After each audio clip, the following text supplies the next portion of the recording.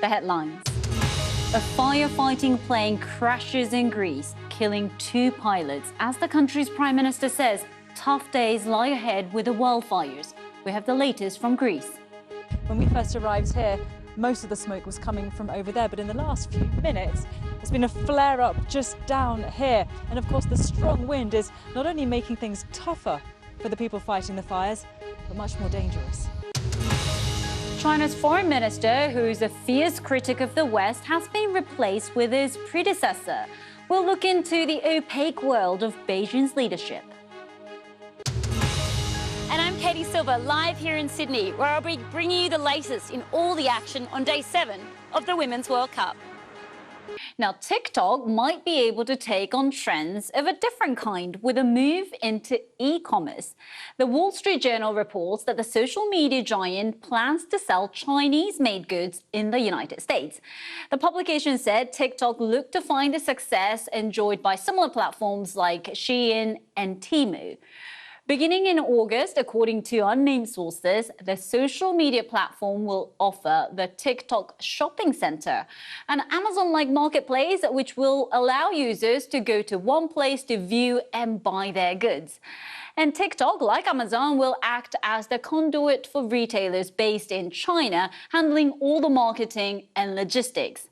The journal reports that Chinese suppliers will only be paid by TikTok after finding US customers.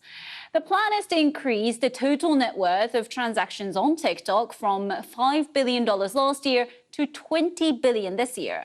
But it comes as the platform faces heightened scrutiny over users' data security.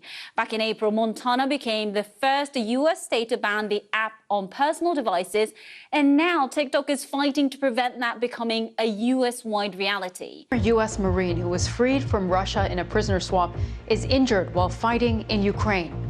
The Biden administration names a new national monument to honor civil rights catalyst Emmett Till. We speak to Till's cousin about his legacy.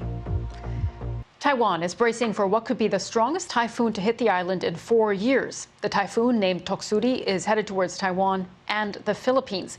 Taiwan's Weather Bureau has issued warnings for strong winds and heavy rains. It has forced Taiwan to cancel parts of its annual military drills that begin on Monday. These drills test Taiwan's defenses in case of an attack from China. This year's tests were set to simulate a response to an attack on its main airport and a China-led blockade. And one such drill is ongoing despite the expected typhoon.